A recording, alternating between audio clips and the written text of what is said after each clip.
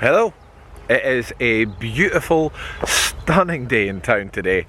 A great day to come in and tell you about the tale of half hangout Maggie Dixon. Look how nice it is here today. I'm in Holyrood Park right now. That's Arthur's Seat behind me. I'm just walking into the centre of town to tell you the tale of half hangout Maggie Dixon. But look at it. This might take a long video because I'm going to get distracted just chilling in the sun. You know what? It's actually really nice. I think I said this last week. It's lovely when it gets to this. It starts to get to this time of year. The sun's out.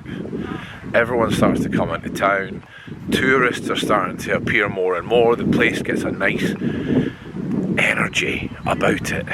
I'm getting distracted. I know you want to hear about Maggie Dixon, and I'll get to it. I will. Okay. I'm back on the Royal Mile now, so I can start telling stories. Because you know, I'm not allowed to tell a story unless I'm on the Royal Mile. It's busy here today. It's really busy. People with umbrellas saying free tours. These guys with the yellow umbrellas saying free tours is very subtle, I feel. Okay, so Maggie Dixon. Maggie Dixon was from Musselburgh, which is a town about 5 miles outside Edinburgh. I've mentioned it before. It's where the race course and the golf course was. If you haven't seen that video, I'll put a link in the corner. Oh, someone set up a band. I'm going to get really easily distracted today. Look, full band. Anyway, she got married to a fisherman when she was about 20. Sorry, I should say she was born in about 1702, I think she was born, so to give you a time scale. There's a street performer. This is going to be a long video. Let's have a look, see what he's doing. Then we'll get back to the story.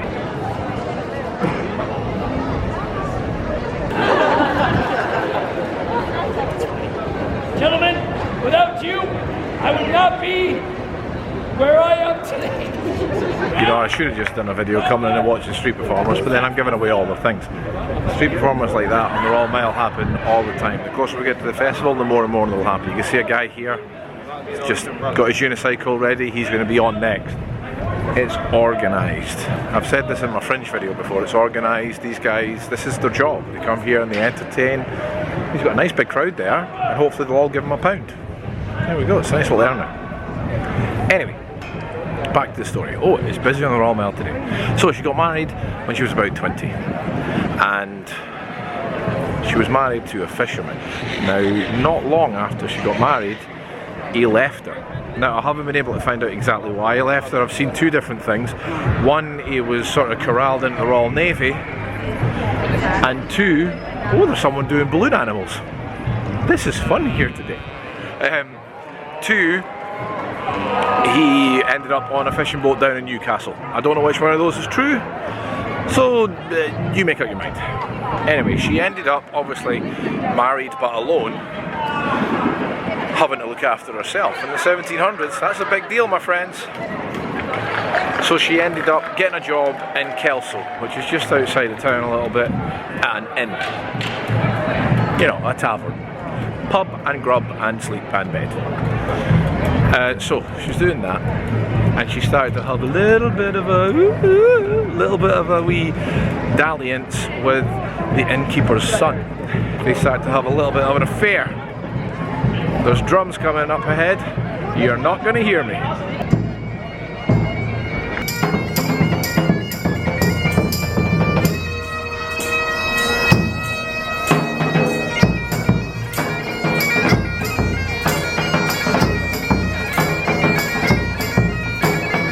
Look at all this cool stuff going on.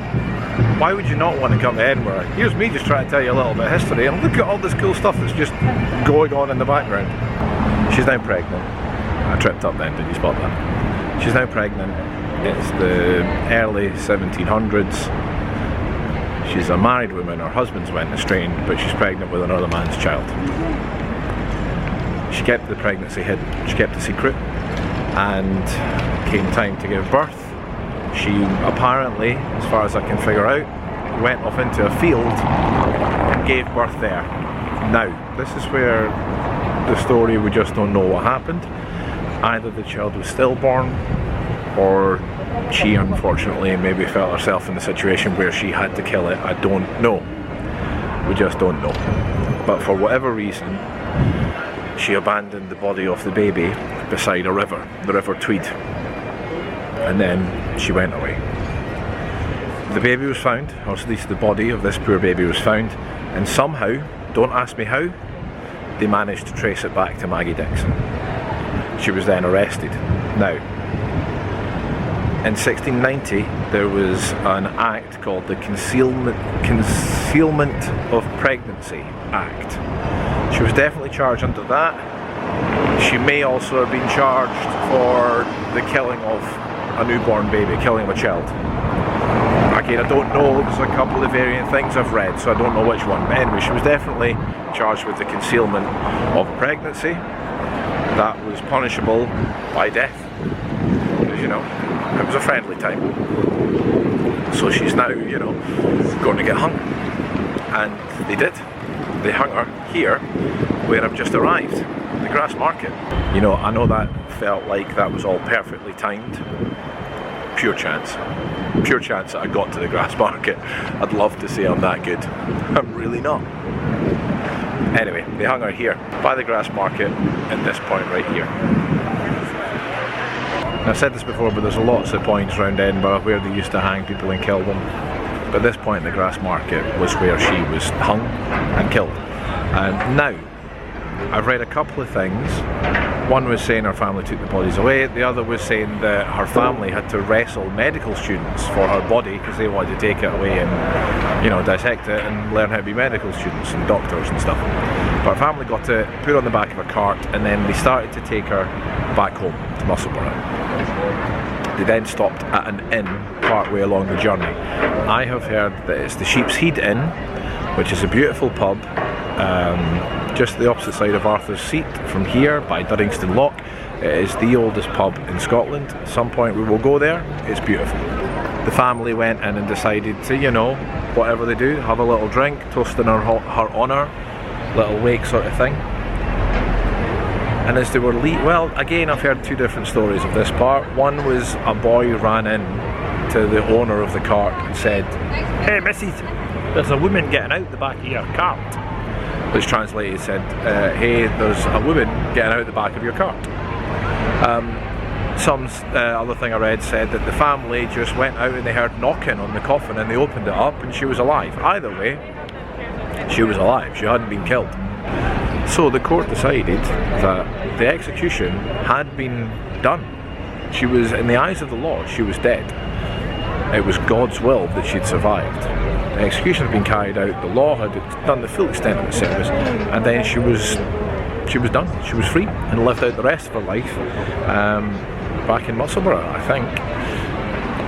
She became quite synonymous. She lived for another 40 years after that, and she gained the nickname Half Hangit, or Half Hingit, however you want to say it, Maggie Dixon. And of course, it's the same as we do with anyone here in Edinburgh. If you're famous, we name a pub after you. And here in the grass market, opposite where she was hung, we now have a pub called Maggie Dixon's. So you need to go in there and have a drink from Maggie. It's one of my favourite stories that I'm going to just keep walking and talking to you. It's one of my favourite stories. I think it's a very cool story. It is a true story. It's not a made up thing or anything like that. Obviously some of the details about it are a bit funny, but she was real. She survived the hanging. She got a cool nickname and she got to live out the rest of her life. Don't know what happened to her husband, who went off somewhere. Sorry, I just don't want to get run over.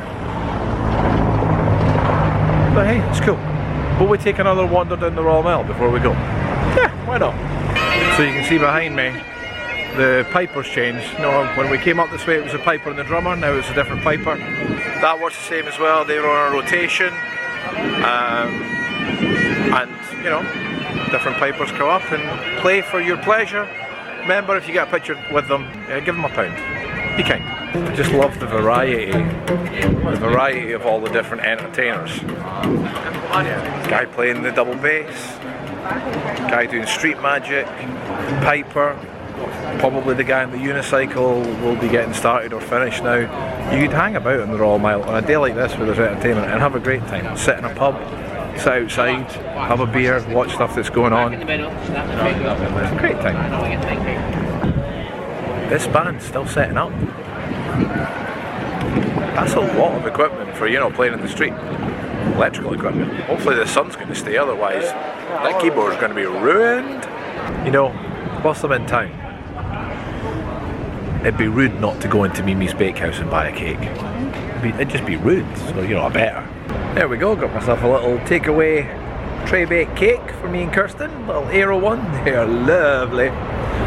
This is a bit, you know, I don't like, guys, but if you enjoyed the video, please, you know, give it a like, subscribe. If you fancy, then you'll see all the videos once a week. If you actually enjoyed the Maggie Dickson one, watch the Deacon Brodie one. That's my favourite Edinburgh story of all time.